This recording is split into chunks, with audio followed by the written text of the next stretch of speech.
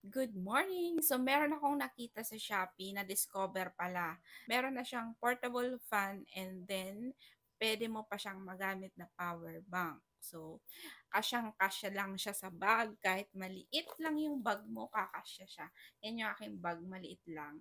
Kasya siya dyan. Kung content creator ka, kailangan mo yan. Hindi lang sa content creator, kung nag-aaral yung anak nyo, high school, kailangan nila yung power bank kung sakali meron silang cellphone o di ba ginagamit din nila yung cellphone sa school pang research.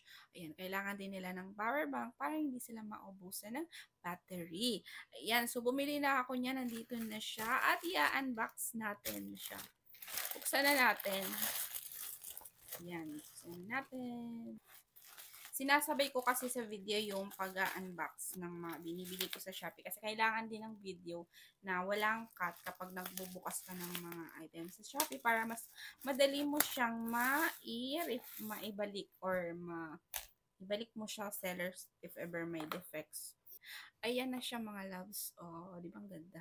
Secured yung lalagyan kasi merong box at kahit pa siya maalog-alog. Ayan. Ayan, oh, di ba? Ang liit lang niya. Ayan, oh, di ba? Kakasya to sa bag ko. Ito yung bag ko. Lalagay na natin. Oh, di ba?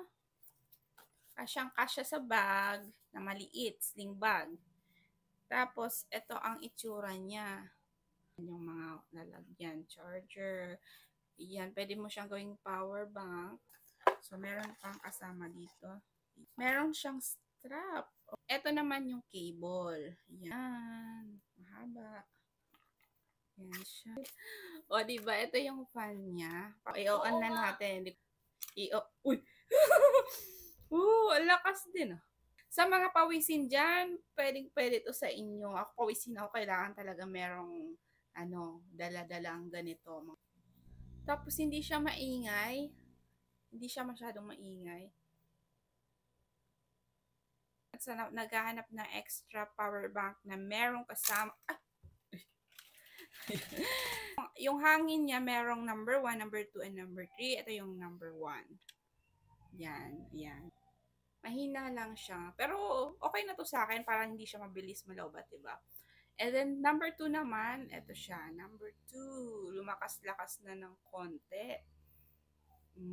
Diba? And number 3, ang bilis na niya. Mas medyo maingay na siya, diba? Naririnig nyo naman siya sa video. Yan, nag-off na siya. Pag number 4, off na siya. And then, kapag ibabalik mo na siya sa dati, ganyan lang. Di ba secure yung kanyang fan? Ay, ingatan nyo lang pagsara kasi baka masira to. So, kailangan talaga nasasakto yung pagsara niya. Diba? Kung gusto niyo din bumili, I have link in the comment section. So, yun lang. See you again sa susunod